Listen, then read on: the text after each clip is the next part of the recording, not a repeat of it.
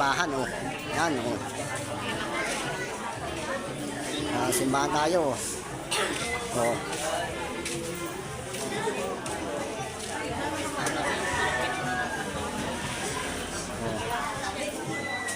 Yeah. Bilang na kayo ha, oh. Bilang na, oh. Bilang na. Sa lahat ng magyaya at personal intention, careful and family. Tayo po ngayon ay nasa dakilang kapistahan ng Pasko ng Pagsilang ng Panginoon. Ika-25 ng Disyembre 2025. Naging tao ang salita at nanirahan sa piling natin. Mahirap mang unawain, ngunit pinatutunayan ng kasulatan ang pagkakatawang tao ng salita ng Diyos, si Jesucristong Panginoon. Sa kasaysayan ng tao, isang malaking kalituhan ang dulot ng misteryong ito. Marami ang nagpaliwanag at naniniwalang mayroon ding nanindigan sa kanilang pamantayan. Ngunit sa huli, sadyang nagpa sa ating kaisipan sa kalooban ng Diyos. Hindi nga kaya dahil sa pagmamahal, gagawin ng Diyos ang hindi inaakala ang makibahagi sa ating kalikasan bilang tao. Mailigtas lamang tayo sa ating sariling kasawian. Hindi man kayang ganapin ng isip, subalit kayang unawain ng puso dahil sa pag-ibig. Naging tao ang salita at nanirahan sa piling natin. Tayo po ang lahat at simulan natin ang pagbungad na awit.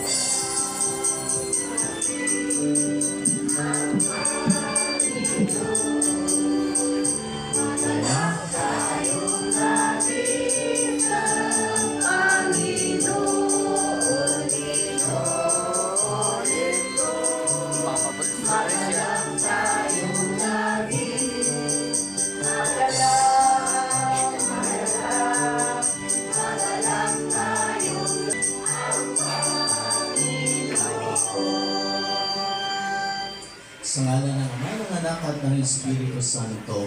Amen. Sumayin niya ang Panginoon. Sumayin. Merry Christmas po sa inyo lahat. Merry Christmas po. Parang di Merry So ating pinagdiruan ngayon ang Pasko ng Pagsilang ng Panginoon. At naway patuloy itong makapagdulot sa atin ng panibagong pag-asa, sigla, at ang diwa ng pagmamahalan, sapagkat ito ang hatid at mensahe ng Pasko.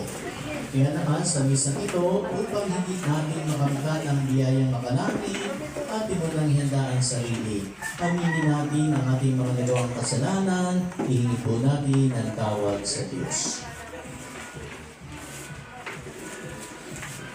Ipahayag po natin ang buong kababaan loob, sabay-sabay tayo. Inaamin ko sa mga pangyarihan ng Diyos at sa inyong mga kapatid na lubha akong nakasala sa isip, sa salita at sa gawa at sa aking kakukulang. Kaya sinasama ko sa mahal na Birheng Maria, sa lahat ng mga anghel at mga banal, at sa inyo mga kapatid na ako'y ipanalangin sa Panginoong ating Diyos. Kawaan tayo ng makapangyarihan Diyos, patawarin tayo sa ating mga kasalanan at patubayan tayo hanggang sa buhay na walang hanggan. Amen.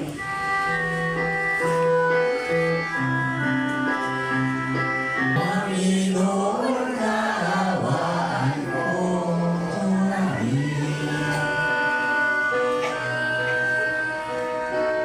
Panginoon, kaawaan mo kami. Kristo, kaawaan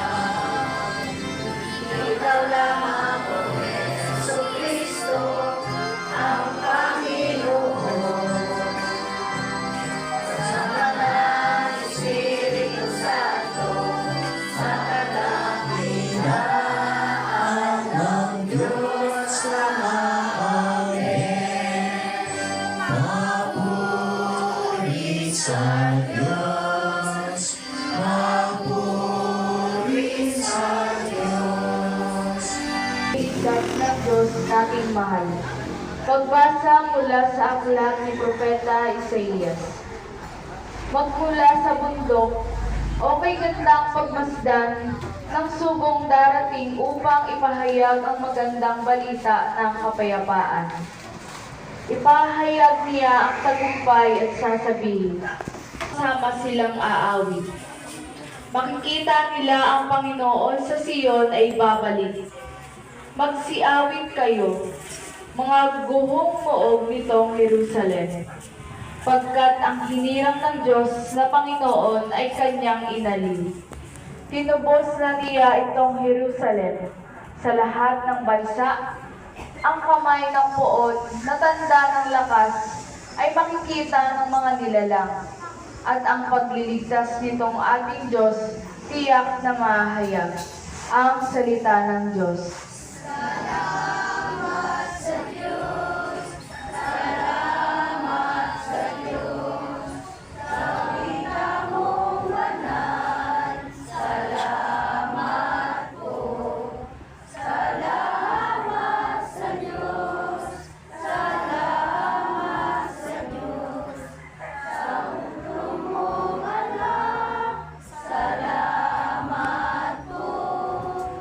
Salmong tugunan, kahit sa ay namamalas, tagumpay ng nagliligtas.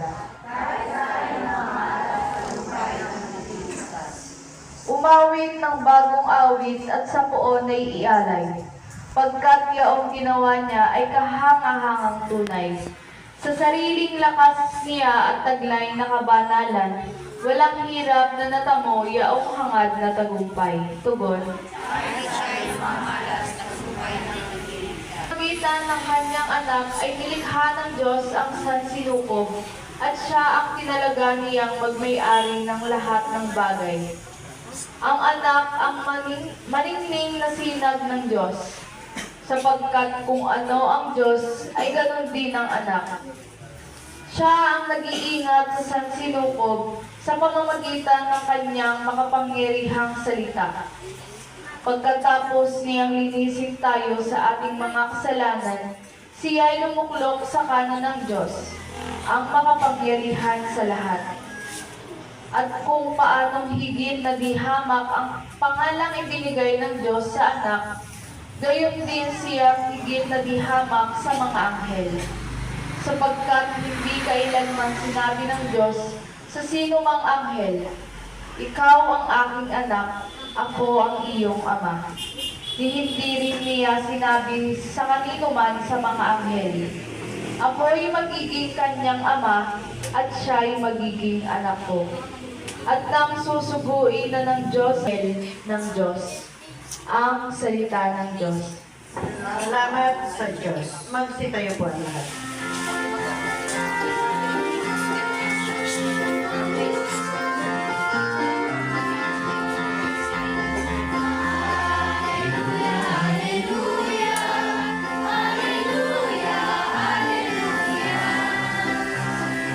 Ang balita ng Panginoon ay kay San Juan. Papuri sa iyo, Panginoon. Panginoon. Sa pasimula pa'y naroon ang salita, kasama ng Diyos ang salita, at ang salita ay Diyos. Kasama na siya ng Diyos sa pasimula pa. Sa pamagitan niya nilikha ang lahat ng bagay at walang anumang nalikha ng hindi sa pamagitan niya. Mula sa kanya ang buhay at siyang ilaw ng sangkatauhan. Nagliliwanag sa kadiliman ng ilaw at hindi ito kailanman nagapi ng kadiliman. Sinugo ng Diyos ang isang tao na nagngangalang Juan. Naparito siya upang magpatotoo tungkol sa ilaw at manalig sa ilaw, ang lahat dahil sa patotoo niya. Hindi siya ang ilaw, kundi naparito siya upang magpatotoo tungkol sa ilaw. Ang tunay na ilaw na tumatanglaw sa lahat ng tao ay dumarating sa sanlibutan. Nasa sanlibutan ang salita. Nilikha ang sanlibutan sa pamagitan niya, ngunit hindi siya nakilala ng sanlibutan. Naparito siya sa kanyang bayan, ngunit hindi siya tinanggap ng kanyang mga kababayan. Ngunit ang lahat ng tumanggap at nanalig sa kanya ay pinagkalooban niya ng karapatang maging anak ng Diyos. Siya nga ay naging anak ng Diyos, hindi lang sa isinilang siya ayon sa kalikasan, ni sa pita ng laman o sa kagagawa ng tao. Ang pagiging anak niya ay buhat sa Diyos. Naging tao ang salita at siya'y nanirahan sa piling natin. Nakita namin ang kanyang kapangyarihan at kadakilaan, puspos ng pag-ibig at katapatan. Tinanggap niya mula sa Ama ang kapangyarihan at ang kadakilaan ito bilang bugtong na anak. Mga minamahal kong kapatid, ang mabuting balita ng ating kaligtasan. Pinupuri ka namin, Panginoong Heso Kristo. Magsipo po ang lahat at makinig sa makinig. Magandang umaga po sa inyo lahat. At Merry Christmas! Para mahina, Merry Christmas! Hindi kayo nakakahalata, panayang bati ko sa inyo, Merry Christmas, ha? Ako naman ay natanggap pa ng kahit pahapon na Merry Christmas. So, naman natin sapagkat piniyayaan tayo ng magandang panahon. Daman natin itong mga nakaraang araw, 9 na araw na talagang panay-panay ang ulan. Pero ngayon, ay talagang magandang araw, sumikat ang araw. Na tama-tama, hindi kailanman pwedeng pag-api ng kadiliman ang liwanag. Amen? Sabihin natin niyo sa inyong katabi, Merry Christmas! Kung kita na ninyo, ang lakas ko ng bati, may pahiwatig din yan, kala ninyo. So yung Merry Christmas niya ay merong laman. Awag ko kung nalalagnan nga. Talagang tama na lamang tayo sa bati, at talagang Father, sa garanay, parang sa ida-said na. Pero hindi naman yung said ang mahalaga, kundi yung ating pagdiriwang. Pasensya na kayo at tayo medyo nahuli ang pagdating, pero may kasabihan, wala daw namang paring nahuli sa bisa, yan o. At ako magbibisa, hindi ako din. Dahil masyadong naging mahaba ang selebrasyon at napakahirap lumabas doon sa San Vicente, maraming tao at matraffic. Alam naman natin yung Kalimayok doon na kapag maraming tao, ang hirap isiksik ng mga kasasakyan. Kaya medyo naantala ang ating pagdating, pero magkakain pa man, tuloy pa rin naman ang Pasko. At yun nga ang maganda sa atin na hindi natin nakalimutan na ang sentro ng pagdiriwang ng Pasko ay walang iba kundi ang Panginoong Heso Kristo. Bagamat yung ating Belen ay talaga namang napakalaki, hindi na ninyo makita, pero alam ko naman na sa inyong bahay ay naibilan na larawan ng tunay ng pagdiriwang ng Pasko, ang pagsilang ng ating Panginoong Heso Kristo. At dito, makikita natin na talagang ang pagbibigay ng Ama sa anak para sa atin ay hindi nangangahulugan na masusunod na lahat ng ating mga problema. Tingnan ninyo, ang ating pagkaitan ng ating sarili, nasa pananalamin, ating kain, ang ating mga kailangan, mga kainaan, at ang kapangyarihan ng kung kapal. Hindi niya tayo iiwan at patuloy niya tayong kapalingain at pagpapalain. So yun ang ating pakatandaan. Ano po? Kaya ngayong Pasko, ibig sabihin, tumawid ang Diyos mula langit, pagiging Diyos naging tao. Ginaman niya ang ating pangangailangan, ang ating kahinaan, upang tayo samahan sa ating paglalakbay at sa ating kahinaan at mga pagkukulang. Siya ang nagtataas sa atin, nagpapalakas at nagbibigay upang harapin at matapang na malakasan ang mga hamon sa buhay. Amen? Tapakan natin ang Diyos. Magsipayo po ang lahat. Ngayon po ay sabay-sabay natin pahiyak ang pananampalataya. Sumasampalataya ako sa Diyos na makapangyarihan sa lahat na may gawa ng langit at lupa. Sumasampalataya kay Jesucristo na isang anak ng Diyos, Panginoon natin lahat.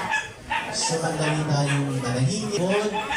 at tayo ay mananalangin.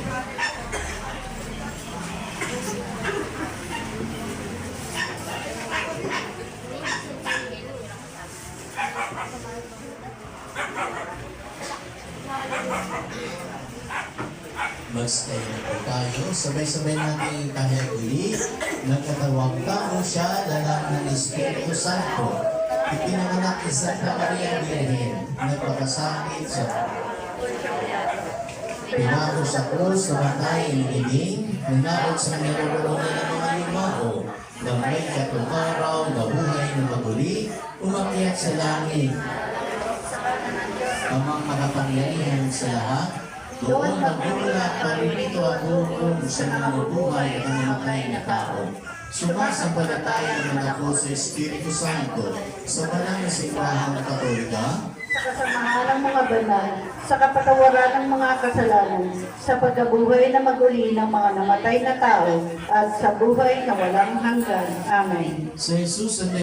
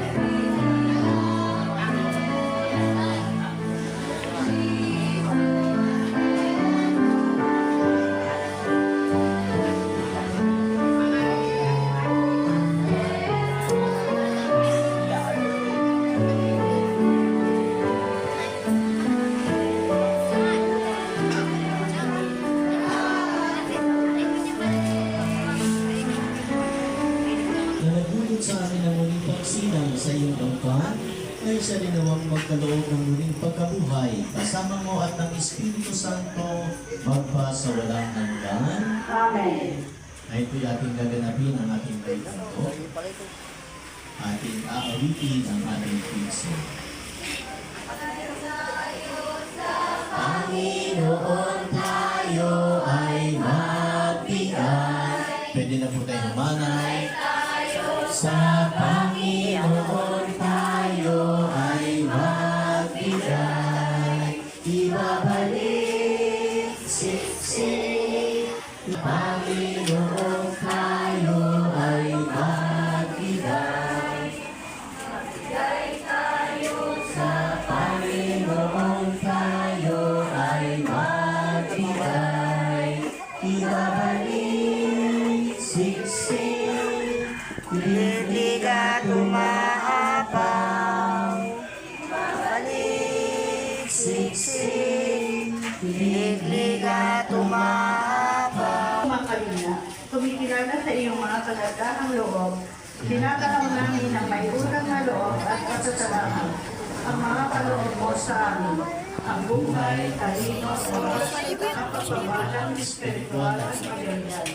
Salamat po sa pagpapalaman. Hinebra. Sasabihin ko inyo ang kanilang buong sambahayan. Hinebra, San Miguel. Diyos, Ama at Anak at Espiritu Santo, Amen. na ipag-iwan na po natin ang banal na misa, humayo tayong kapayapa. Salamat sa Diyos. Merry Christmas po sa inyong lahat.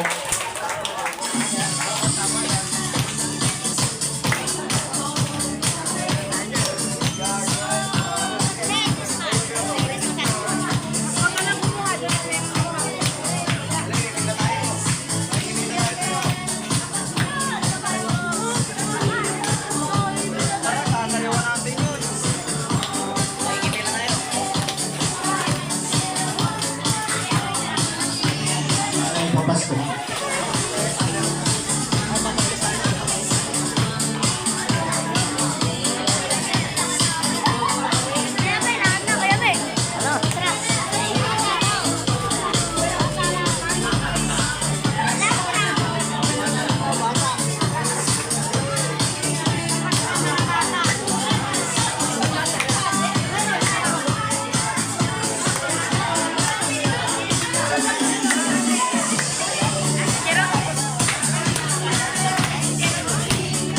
Bakit ano yan?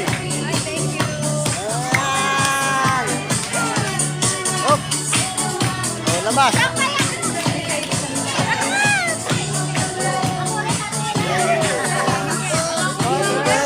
All the way.